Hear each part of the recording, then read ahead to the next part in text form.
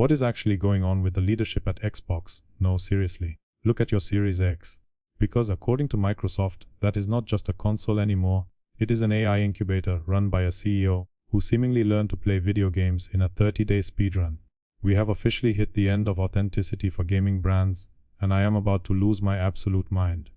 Contrary to popular belief, I'm not an AI. A robot would have way more processing power and way less caffeine-induced jitters. Microsoft just swapped the legendary Phil Spencer, not that he was good, for Asha Sharma, and it is the most corporate, "we think our customers are idiots" move I have seen in a decade.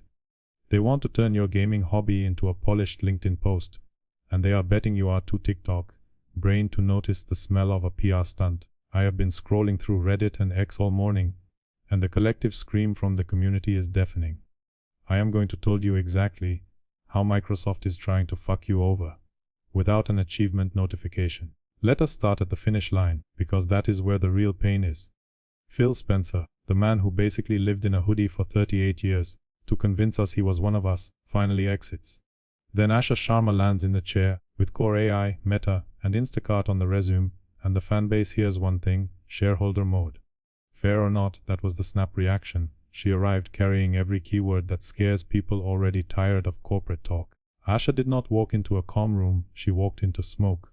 Xbox players were already touchy about their games going to PlayStation, and their hardware feeling like a side quest. Then came the AI angle. Because she has AI on her resume, people immediately started doing what gamers do best: pattern recognition mixed with pure, unadulterated panic. She tried to hit the brakes fast. She promised no soulless AI slop, smart move, necessary move, also a total flop on day one, because optics came back with a steel chair. She shared a public Gamertag. On paper, that is a clean play. In practice, it triggered a forensic audit from the internet's least employable detectives. Her account showed 10.8 at 60 gamerscore in roughly a month across 29 games. That is a stat line that makes normal players squint so hard they can hear it. Once gamers smell a stat that looks weird, it is over. There is a comment on a forum that sums this up perfectly. I have been playing for 15 years, and I just hit 20k. This lady hits 10k in a month. Either she is the greatest gamer of all time, or Microsoft has an intern grinding achievements in a basement to make her look relatable. He is not wrong. We are literally watching a brand onboarding checklist pretend to be a person. It is not a player, it is a managed rollout. If you do the math, you are looking at a level of dedication that usually requires a divorce and a caffeine addiction. Yet it is coming from a CEO who is supposedly running a multi-billion-dollar division. Why are they doing this? Because they know the trust in the brand is a literal crater. They need her to have gamer cred to sell the next wave of subscription hikes. So they swoop in like a helpful vulture and say, "Look, she plays ball X pit for 40 hours a week. She is just like you." It is the play now, proof later model. It is predatory as hell. They are pitching this as authenticity, but it is actually a credibility tax. I saw a post on X that hit the nail on the head. Asha Sharma is not playing games, she is clocking into them. She spent an hour in Borderlands 2 and did not even hit level 3. That is not gaming. That is a security guard walking the perimeter of a map to make sure the texture's loaded. And that is the yapping truth of it. When you have a leader who speaks fluent KPI, but broken gamer, the audience feels it. When you buy a console, you are a customer. When you are being managed by a PR bot, you are a metric. They do not want your passion, they want your predictable recurring revenue. They are turning our hobby into a spreadsheet. If you stop believing the person at the top actually likes the product, guess what happens to that digital library you spent thousands of dollars on? You think they are going to protect your niche favorite games if they do not even know how to level up in a basic RPG. Good luck with that. Now, here is the part that really makes my blood boil. The internet has already turned her background into a meme. People hear former Instacart COO and immediately imagine Master Chief arriving late with one missing arm and a substitution notice for a plasma grenade. It sounds like a joke, but is it? Humor is how this community files panic. They are not laughing because it is funny. They are laughing because they are terrified that the brand is being optimized instead of loved. It is the ultimate infinite money glitch for corporations. Replace the enthusiasts with efficiency experts and hope nobody notices the soul has left the building. And let us talk about the "hear you" replies. Asha's actual public responses are mostly standard executive social media stuff. A fan writes a long, heartfelt plea about the future of Xbox identity, and she replies with 2 words: "hear you."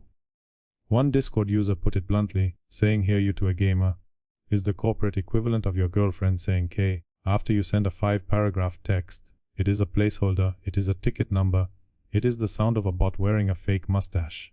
It is subscription fatigue on steroids. They are counting on you just setting and forgetting. The leadership change until 3 years from now, when you realize your Xbox is just a Windows PC with more ads and fewer exclusives. This is the part that feels straight out of a Black Mirror episode. To get through this trust crisis, Microsoft is basically running a credit check on our intelligence. They think if they show us enough activity on a profile, we will stop asking questions about why studios are closing or why hardware feels like an afterthought. Since when did leadership require a fabricated background check? We used to trust Phil because he would show up and actually talk shop. Now, if you did not see a specific number of achievements pop, you do not trust the person holding the roadmap. It is the authenticity creep. Today it is a fake Gamertag, tomorrow it is an AI-generated keynote, and by 2027, you will be talking to a chatbot for customer service that tells you it hears you while it deletes your account. I saw a Reddit thread where someone said, "I just wanted a console that felt like a home for gamers, and now it feels like a rental property managed by an AI startup. There is no escape." That is depressing as fares, man. It is supposed to be fun, it is not supposed to be a corporate onboarding exercise. And do not get me started on the "we value creators" pitch. They are like, "Oh, we are not going to use AI slop, we promise." Yeah, no shit, Microsoft, that is called the bare minimum, and you are trying to sell it to us like a feature. They are selling peace of mind to people who cannot see the algorithm behind the curtain. It is a scam wrapped in a pro-consumer bow. Check the timing on this leadership swap. It is not an accident. It is timed perfectly with a massive shift in how they view hardware. They are moving away from the box in the living room and toward the app on your TV.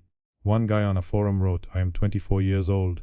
I rent my house, I lease my car. And now I am supposed to trust my gaming future to a lady who treats Borderlands like a LinkedIn certification.